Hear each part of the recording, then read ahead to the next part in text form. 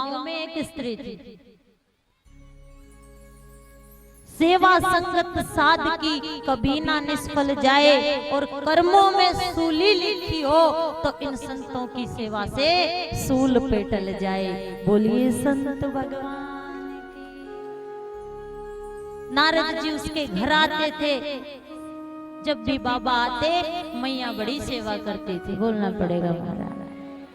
एक दिन मैया ने पूछा बाबा कहाँ जा रहे हो, तो नारद जी ने कहा हरि से मिलने जाऊंगा उसके धाम में।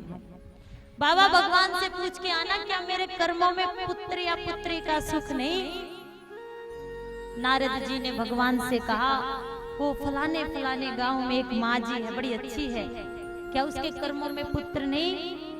दे दो ना भगवान, आपके भंडार में कोई कमी थोड़ी है, एक बेटा बेटी उसको दे दो।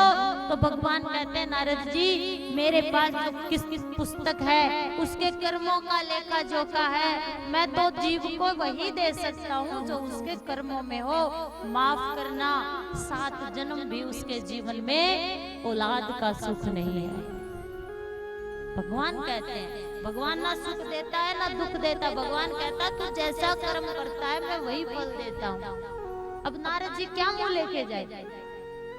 नहीं गए। कुछ समय के बाद एक फक्कड़ संत उस गांव में आए और आवाज लगाते हैं एक रोटी दो एक बेटा, कुछ तो बोल दो। बोलिए संत भगवान।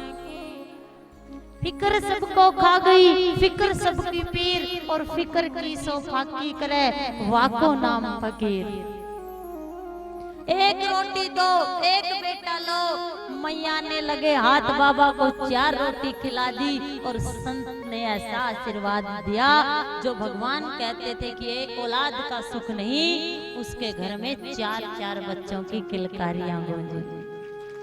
जहाँ पर हुई संत की कृपा ता पर हुई हरि की कृपा। कुछ समय बाद नारद जी आए तो औरत ने गांव में से बाबा को पहचान लिया। आइए ना नारद जी मेरे घर, आपके ही प्रताप से, संतों के प्रताप से आइए ना मेरे घर में खुशी आई। नारद जी आए, एक बेटा पानी लेके आया, एक बेटा भोजन लेके आया, एक बेटा हाथ धुलाने आया, एक बेटा हवा करने आया। नारद जी ने पूछा ये किसके? आप संतों की कृपा से मैं वहां बनी हूँ। अब तो नारद जी सीधे भगवान के पास भागे और भगवान से कहते हो आप बड़े झूठे हो, आप बड़ा झूठ बोलते हो। अरे आप तो बोलते थे उसके भाग्य में 7 जन्मों तक पुत्र सुख नहीं, मैं कैसे मान लूं आज 4-4 पुत्र उसके घर में है।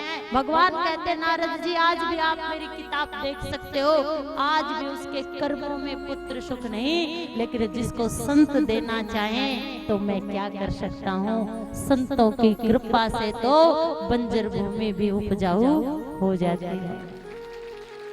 संत ने अपना कर्म दिया है नारद जी, और इसीलिए मैं इन संतों को अपने माथे का मुकुट समझता हूँ। इन संतों की चरणों की धूली मैं अपने माथे पर लगाता हूँ। अश्वमेध यज्ञ किया जब पांडवों के द्वारा भगवान ने राजसूय यज्ञ करवाया, बोलना पड़ेगा।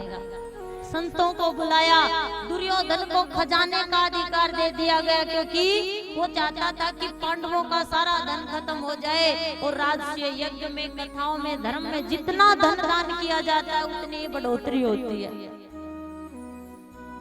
हर किसी को अपना अपना काम सौंप दिया, लेकिन भगवान ने एक ही सेवा की ली, क्या? संतों के चरण धोने की सेवा। संत मेरे मुकुट मुनि और मैं संतन को दास। जहाँ जहाँ संत शीश धरे, जहाँ जहाँ संत पग धरे वहाँ धरूं मैं शीश, बोलना पड़ेगा।